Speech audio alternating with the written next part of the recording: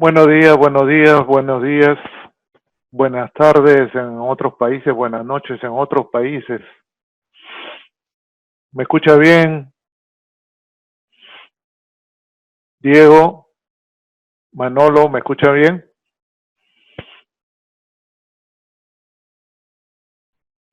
En el chat. Ok. Vamos al chat.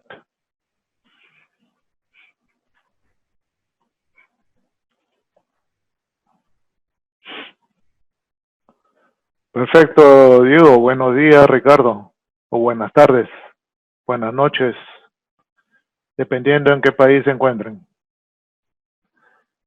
¿Me escucha bien?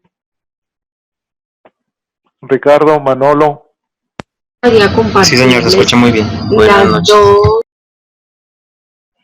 Perfecto.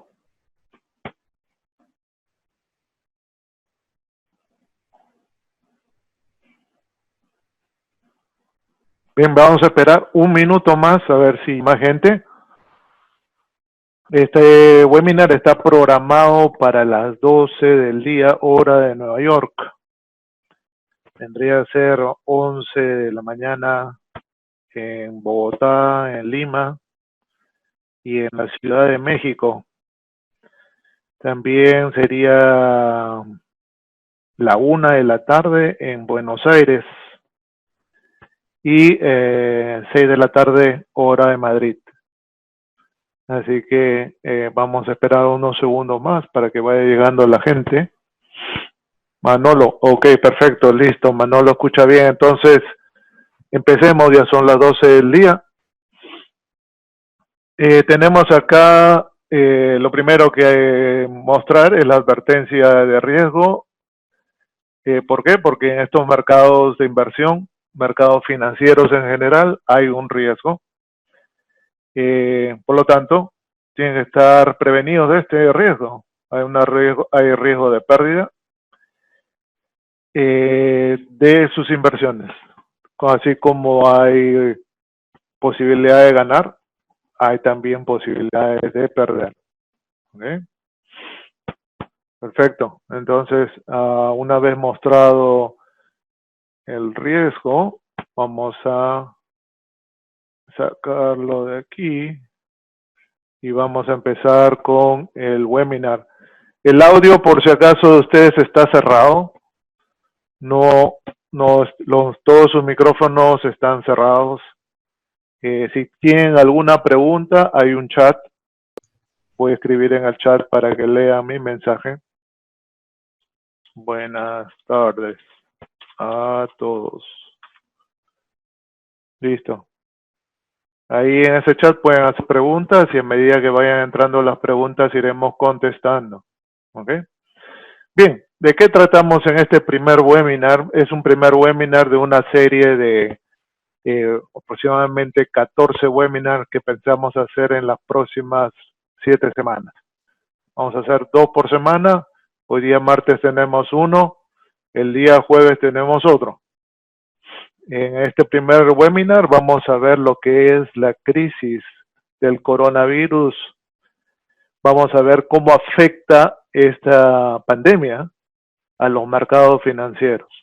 ¿Okay? Vamos a tratar de analizar un poco los mercados financieros en general, mundiales, no solamente en Estados Unidos, sino también a nivel internacional, en Latinoamérica y Europa, ¿no? A ver cómo ha afectado y cómo sigue afectando esta pandemia. ¿Cuál es el primero que tenemos que ver? Bueno, en Estados Unidos, en las bolsas de valores, hay un índice que se llama VIX. Este VIX es un indicador que muestra la cantidad de riesgo que tienen cierto tipo de inversiones y por lo tanto a mayor riesgo puede crear mayor pánico, ¿no? Entonces, este indicador VIX al 15 de mayo podríamos decir que ha sido bastante volátil. El indicador ha subido mucho en comparación con los meses anteriores. La volatilidad ha aumentado mucho en los mercados y esto ha afectado mucho a todos los mercados en general. Por lo tanto, este indicador en este momento está a niveles bastante altos. Lo vamos a ver en una gráfica en unos minutos.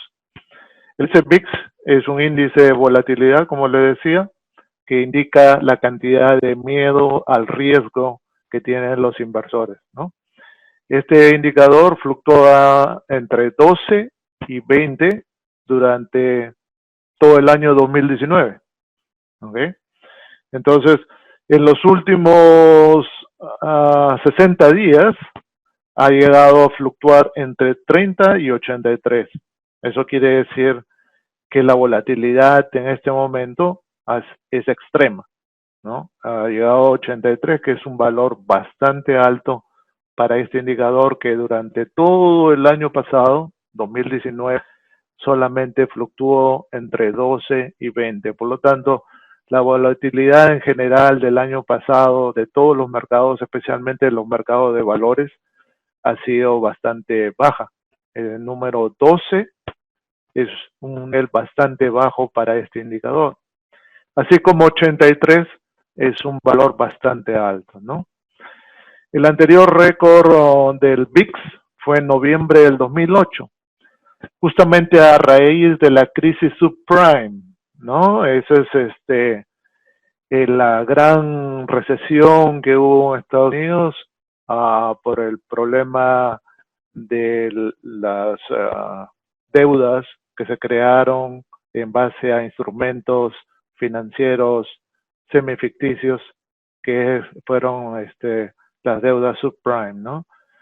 Este indicador VIX en el año 2008 llegó a 81, ¿ok? 81, o sea, los valores bastante similares a los del 2008, como pueden ver, en el año en el año 2008 fue 81 y este año, el mes pasado, llegó a subir hasta 83.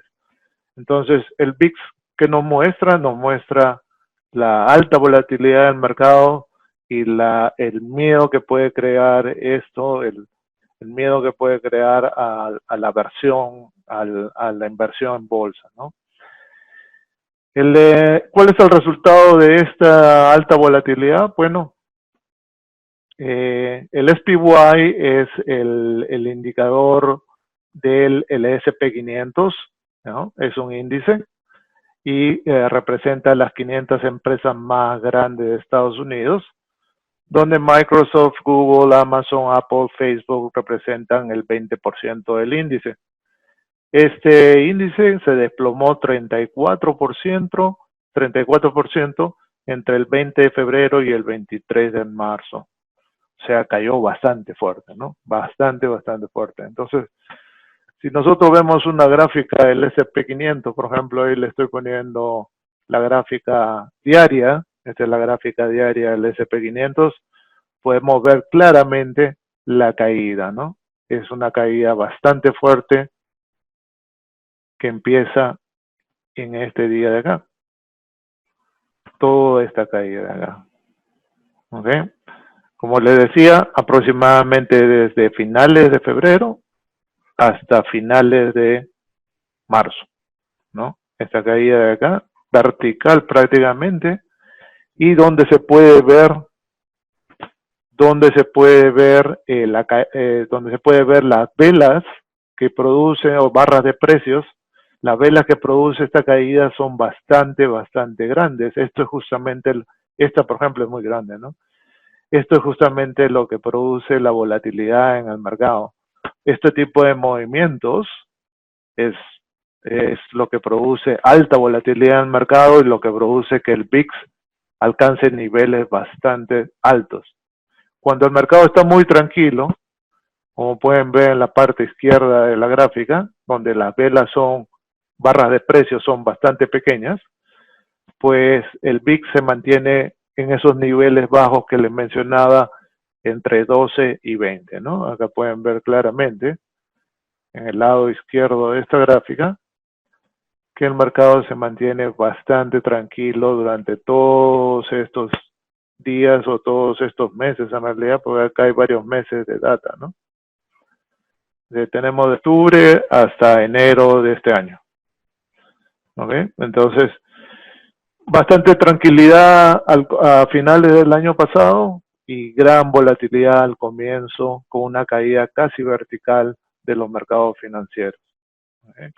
Eso crea pánico, eso crea aversión al riesgo, aversión a la inversión en bolsa en general. ¿Ok? Bien, vamos a sacar esta gráfica momentáneamente. Después le voy a mostrar, por ejemplo, el petróleo. El petróleo es un mercado que también se ha visto afectado mucho por esta pandemia del coronavirus, ¿no? ¿Ok? Bien, entonces, ¿qué desafíos produce esta pandemia en los mercados financieros actuales, ¿no? Primero que nada, tenemos un récord histórico.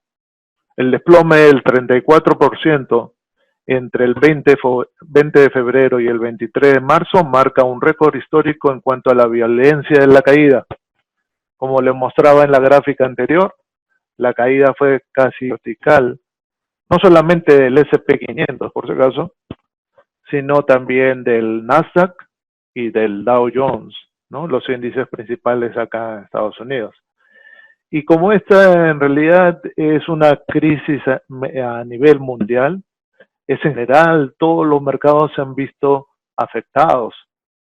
No solamente en Estados Unidos, todas las bolsas de Latinoamérica y especialmente en Europa se han visto afectadas por esta pandemia.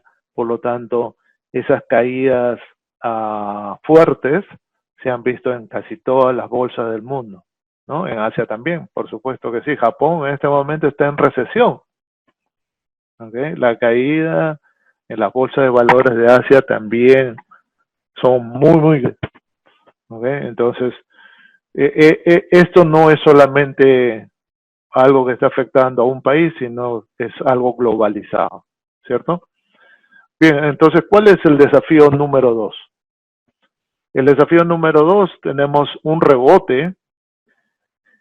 Luego de que cayó tanto el mercado, hizo un piso, ¿no? Como lo vieron en la gráfica anterior, a finales de marzo, el S&P 500, el Nasdaq y el Dow Jones hicieron un piso y ha rebotado un 30-31% entre el 23 de marzo y el 29 de abril. Bien. La inyección de dinero por parte de la Fed ha surtido un efecto momentáneo. ¿Qué quiere decir esto? La Fed, como ustedes saben, o la mayoría de ustedes, la Fed es la Reserva Federal, ¿no? Lo que viene a ser el Banco Central de Reserva en muchos de nuestros países. Bueno, acá se llama la Reserva Federal y también se le conoce como la Fed. La Fed lo que ha hecho es, a raíz de la crisis, ha sido inyectar dinero en el mercado, ¿no? Ha inundado todos los sectores financieros, ha inyectado dinero, ha inundado de dinero para poder tomar nuevamente la inversión y que el mercado se recupere un poco, ¿no? Y es justamente lo que estamos viendo en este momento, un rebote del 31%, ¿ok? Que gráficamente, ahí lo tienen, esto es el rebote, justamente toda esta subida, y aparece más bien un cambio en V o V chica, es lo que ha producido desde acá. Este es el rebote, ¿ok? Es un rebote de un área vertical a una subida, bueno, no vertical, pero bastante fuerte, gracias a la inyección de dinero de la Fed y a otros factores como que poco a poco se va descubriendo una droga o tratamientos en base a diferentes drogas que pueden controlar este virus, ¿no? Esta pandemia. Entonces, a medida que salen más noticias positivas con respecto a esta crisis médica, el mercado se va recuperando más, ¿no?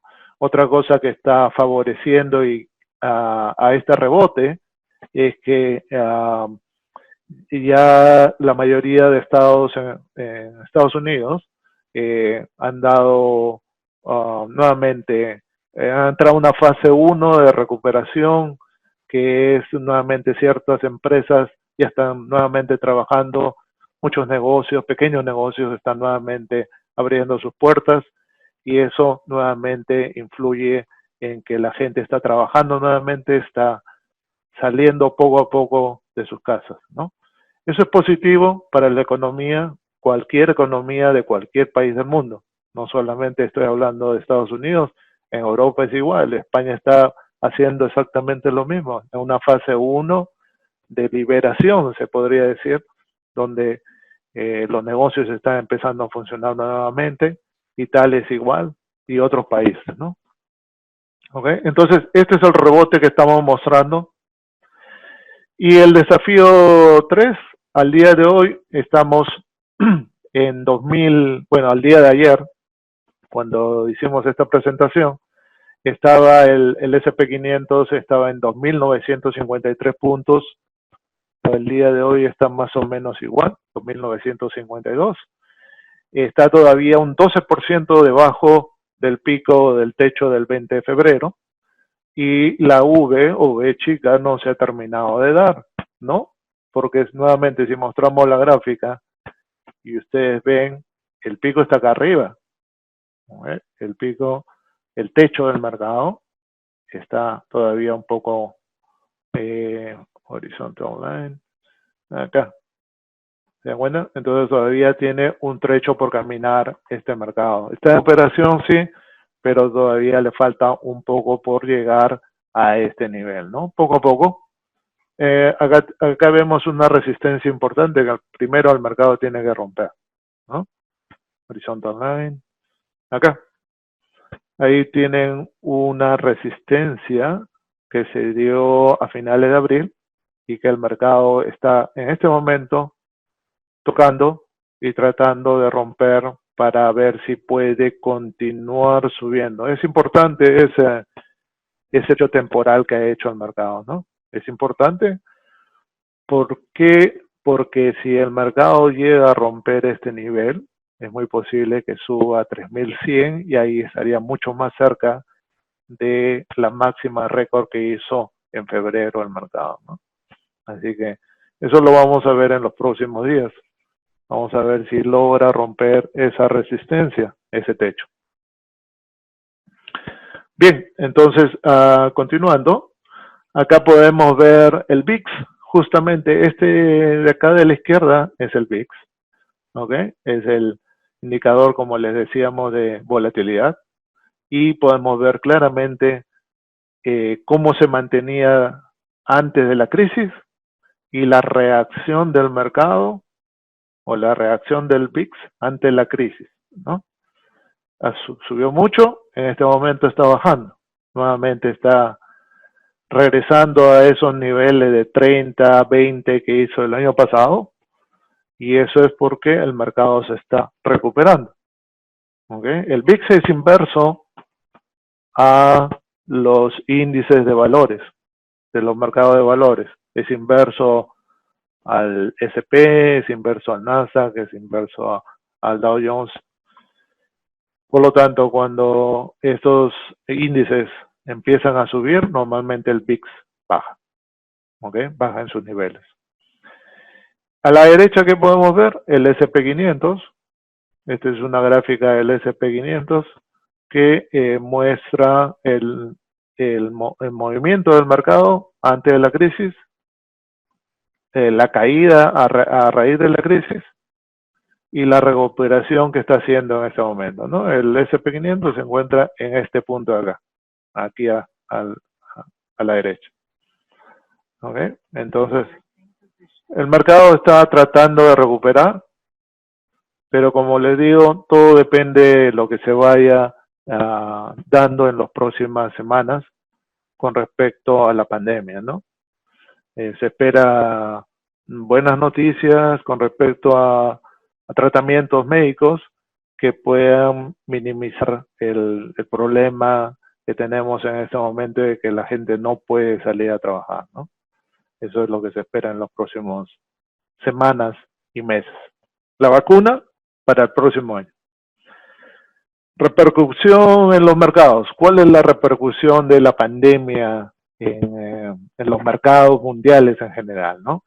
El Nasdaq, vamos a tomar uno de los índices como modelo, que en este caso es el Nasdaq. Si nos concentramos en el índice Nasdaq, donde predominan las empresas tecnológicas, donde Apple, Amazon, Microsoft, Google, Facebook, Intel y Netflix representan el 50% del índice, este bajó un 30%. ¿Okay? El Nasdaq bajó un 30% para luego recuperar un 31%. Hoy estamos 7% por debajo del pico del 20 de febrero. ¿Okay? O sea, el Nasdaq se ha recuperado más fuerte que el S&P 500. ¿Y por qué es eso? Bueno, porque esta crisis lo que ha hecho es influenciar en todo lo que sea trabajos por Internet, ¿no? Negocios por Internet, cursos por Internet. Los pedidos de víveres, la mayoría se hacen por Internet. ¿No? Entonces, como estas son empresas tecnológicas, todo el mundo conoce qué cosas es Apple, Amazon, Microsoft, Google y Facebook. Facebook, Intel tiene que ver con las computadoras, ¿no? Los microchips. Y Netflix es pues televisión, ¿no? Donde todo el mundo ve televisión ahora, ve películas y todo eso. Bueno, la demanda por estas empresas ha crecido en realidad. ¿Okay? El outperformance del Nasdaq contra el SPY, que es el S&P 500 en 2020, es del 3.4% versus 12% creciendo el outperformance Nasdaq contra el S&P 500 observado en la crisis del 2008-2009, ¿no? En otras palabras, la reacción del Nasdaq es fuerte comparada con la reacción del S&P 500. Durante la crisis del 2008-2009, la relación era muy pareja entre los dos, entre el Nasdaq y el S&P 500. Pero en esta crisis, el Nasdaq se ha recuperado más fuertemente que el S&P 500, ¿no? ¿Y por qué es eso? Bueno, es porque el S&P 500 es un índice que lo componen 500 empresas grandes, pero son en general de todo, ¿no? Hay bancos, aerolíneas y tenemos también empresas de servicio, ¿no? De entretenimiento, hay también algunas tecnológicas, ¿no? Entonces, hay una gran variedad, pero las que se han visto muy afectadas son energía, por ejemplo, empresas de energía se han visto muy afectadas, ¿no? Entonces, todo eso influye en que el S&P 500 no se pueda recuperar de la misma forma que el Nasdaq, porque como el Nasdaq es un índice de empresas tecnológicas, pues la tecnología es lo que más tiene en este momento demanda, ¿no? La tecnología es lo que tiene más demanda en este momento. Por lo tanto, es el Nasdaq el que más se ha recuperado a raíz de ese rebote que acabamos de mostrar en la gráfica, ¿no? ¿Okay? Hablando de mercados emergentes, los mercados emergentes son los países que tienen una tecnología intermedia, un desarrollo intermedio, y estos han sido también muy golpeados, obviamente, ¿no? El índice MSCI es un índice que mide el crecimiento de estos mercados emergentes, ¿no? Y se muestra acá que bajó un 35% desde el techo, ¿ok? De la mano de los mercados desarrollados, como Estados Unidos, muchos países de Europa, Asia, etcétera, ¿ok? Entonces, si estos mercados desarrollados caen, obviamente los mercados emergentes también, ¿no? ¿Ok? La recuperación de estos mercados ha sido solo de un 22%. Hoy estamos en un 20% debajo de los puntos altos de febrero. Caso del país, Perú, por ejemplo, ha bajado un 39%, solo rebotar 13%, ¿no? Brasil y México disminuyeron 49 y 38% respectivamente de sus picos. Brasil es actualmente uno de los focos más grandes de la pandemia. Es tercero detrás de Rusia. ¿Okay? El primero obviamente es Estados Unidos, donde ya estamos en los 95,000 muertos o 92,000 muertos, algo así. Después viene Rusia y Brasil está a punto de superar al Reino Unido, ¿no? en infectados por el virus. ¿Okay? Así que la economía brasilera puede verse mucho más afectada en las próximas semanas. Y Chile un 25%, ¿no? América Latina es un underperformer total. En otras palabras, los países de mercados desarrollados se han recuperado, pero los de América Latina todavía están lejos de esa recuperación, ¿no? Estados Unidos de Norteamérica. ¿Qué cosa es lo que está pasando en este país? El rebote en los Estados Unidos ocurrió por la rápida intervención del gobierno americano en materia fiscal y por la intervención de la Reserva Federal en el ámbito monetario. Eso se los explicaba hace unos minutos. La Fed intervino rápidamente, inyectó dinero y eso hizo que el mercado se recuperara, ¿no? Al menos frenara la caída y nuevamente la bolsa está recuperando un poco en estas últimas 4 semanas. El paquete fiscal americano es del 12% del Producto Bruto Interno. Esto es algo nunca antes visto. Es bastante, 12% del Producto Bruto Interno de los Estados Unidos. Y la Reserva Federal baja tasa de interés a 0. ¿Okay? 0. Eso quiere decir que todo lo que sea préstamos para casas, préstamos para autos y todo eso, bueno, no va a llegar a 0, pero va a bajar considerablemente, ¿no? ¿Okay? Comprando agresivamente activos financieros en el mercado, ¿no? O sea, de diferentes maneras, la Fed intervino para recuperar el mercado y todavía lo está haciendo. Actuaron más rápido y más contundentemente que en el 2008 y 2009 y provocaron confianza en el inversionista. ¿Okay? O sea, en el 2008-2009, que fue la crisis hipotecaria, quizás se demoraron un poco en reaccionar y la caída fue profunda, pero en esta ocasión la Fed se ha intervenido rápidamente y eso ha hecho que se frene el mercado en la caída y se recupere de esta crisis financiera que en este momento todavía lo estamos pasando, ¿no? El Producto Bruto Interno en los Estados Unidos ha bajado 4.8% en el primer trimestre del 2020 y el consenso espera una disminución del 30 al 40% en el segundo trimestre del 2020. Eso es fuerte, eso es bastante fuerte. La crisis es todavía notable acá y posiblemente va a empeorar en los próximos semanas o meses, ¿no? El FMI espera una caída económica, una caída de la economía global del 3%, ¿okay? Cuando a comienzos de este año esperaba un crecimiento del 0.3%.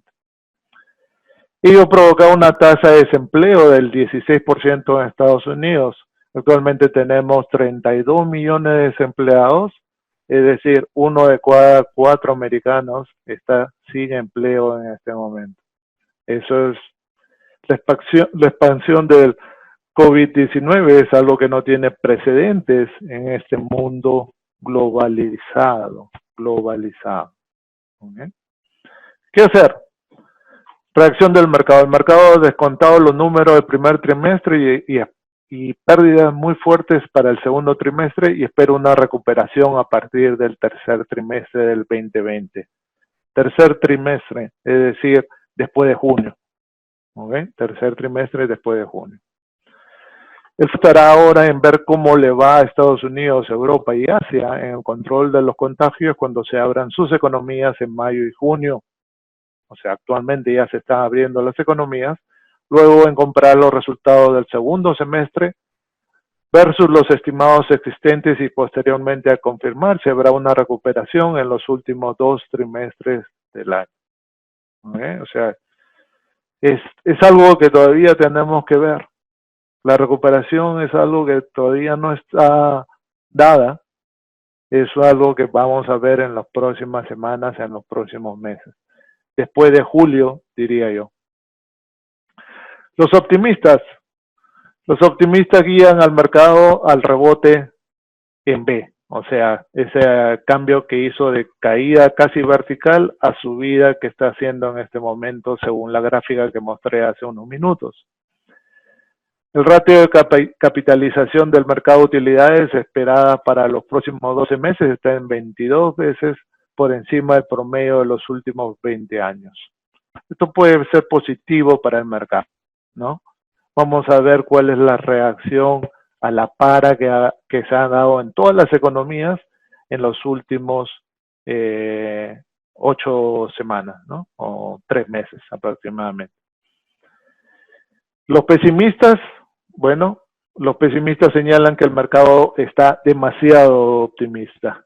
Creen que los estados no podrán controlar la pandemia tan fácilmente y que el inicio de actividades económicas traerá una segunda ola de contagio. Esto es importante. Esperamos que no se dé esta segunda ola, pero muchos predicen que sí se va a dar. Esto puede provocar una segunda cuarentena y repercutirá en menores ingresos y menores ganancias para las empresas en el tercer trimestre y quizás en el cuarto trimestre, o sea, prácticamente todo el año. ¿Okay?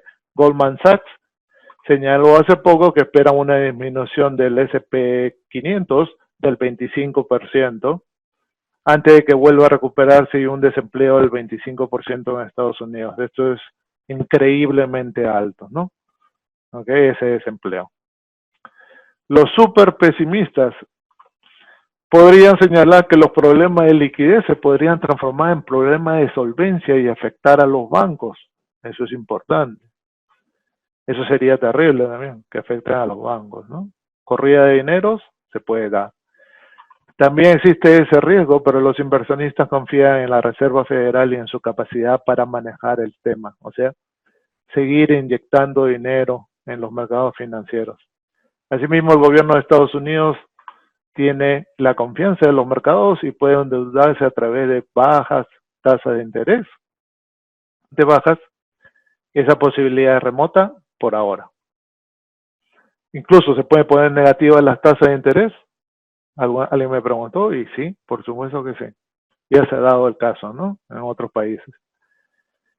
¿Qué ocurriría? Nadie lo sabe. Creemos que el mercado ha recuperado muy rápido y que los riesgos siguen ahí. Por tanto, una toma de ganancias de corto plazo no debería sorprendernos. Puede ser un 25% como dice Goldman Sachs, sin problema, ¿no? O sea, una toma de ganancias se refiere a que este mercado puede volver a caer, ¿ok? Puede volver a caer y sería un 25% de caída lo que puede darse en las próximas semanas.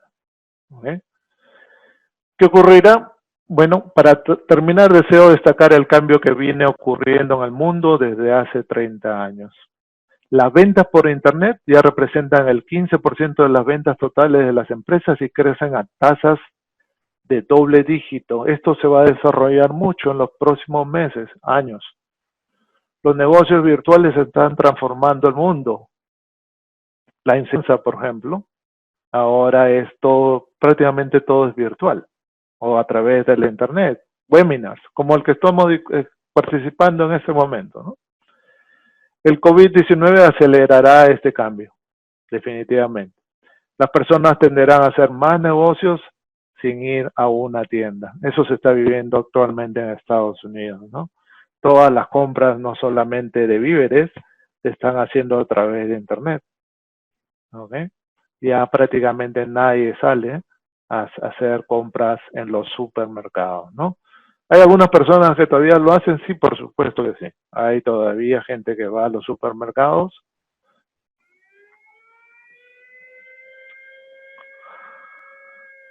Para terminar, deseo destacar el cambio que viene ocurriendo en el mundo desde hace 30 años. Perdón, esto ya lo leí. Sectores que vienen subiendo más y que creo seguirán haciendo la performance en el corto plazo son tecnología, salud, biotecnología y servicios públicos. Sectores que están muy golpeados y seguirán así por su naturaleza del negocio. Energía, obviamente. Si nadie sale a trabajar en sus autos los vuelos internacionales y nacionales, etcétera, no hay, pues entonces el consumo de energía baja bastante, ¿no? Eso está afectando al petróleo. Minería, turismo. ¿Quién quiere viajar a otros países? Muy difícil. A visitar cualquier Europa o Asia o cualquier otro país. Muy difícil. Entretenimiento se refiere a restaurantes, por ejemplo, ¿no?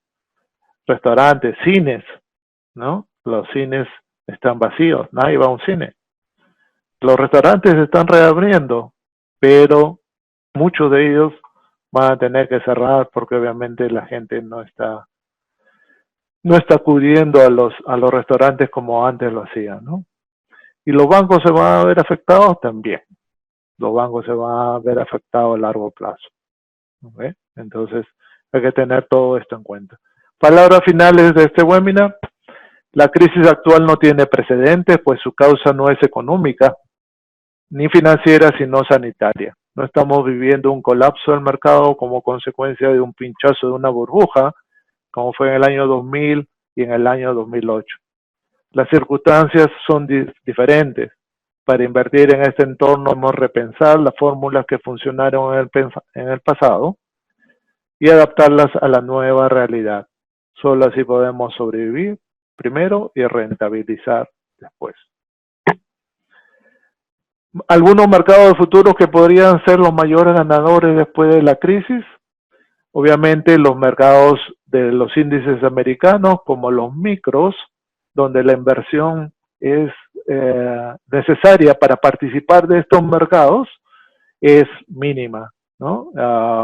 Entre $1,000 y $3,000, perfectamente uno puede invertir en los mercados de futuros micro, como el S&P 500, el micro Nasdaq, el Dow y el Russell 2000, ¿no? También tenemos los contratos mini, como el mini SP, el mini Nasdaq, mini Dow, mini Russell. Estos mercados dan mejor rendimiento porque los puntos pagan más. Por ejemplo, en el mini SP el punto paga $50, mientras que en el micro SP el punto paga solo $5. Por eso el rendimiento puede ser mejor en los minis. Obviamente el riesgo también es un poco más alto, ¿no? Para invertir en minis, yo diría que con unos $5,000 o más se puede trabajar tranquilamente en cualquiera de estos mercados. Además de eso, tenemos los futuros de petróleo crudo, oro y euros. En estos mercados se puede diversificar teniendo un poco más de capital. Un capital de 20,000 o más sería bueno como para invertir en cualquiera de estos mercados, además de un índice, por ejemplo. Y diversificar esa cartera entre futuros y opciones. Todo este tipo de inversiones lo enseñamos en nuestra página web futuros.com, donde pueden encontrar cursos de futuros, de opciones, de stocks, de forex, análisis técnico, análisis fundamental, coberturas, operativa intradía, etcétera, etcétera. Tenemos una gran variedad de cursos. No se olvide visitarnos en futuros.com. Todos nuestros cursos son dictados en vivo, no son videos. Tienen asesoría por 90 días a través de Skype. Y vienen con un simulador donde puede hacer sus prácticas de lo que se enseñan en los cursos. En este simulador puede practicar por 30 días para cada uno de los niveles, porque nuestros cursos están divididos entre básico, intermedio y avanzado. Por lo tanto, si usted toma los 3 niveles, puede tener hasta 90 días de simulador, 30 días por cada curso. Eso es positivo porque 90 días de práctica es bastante.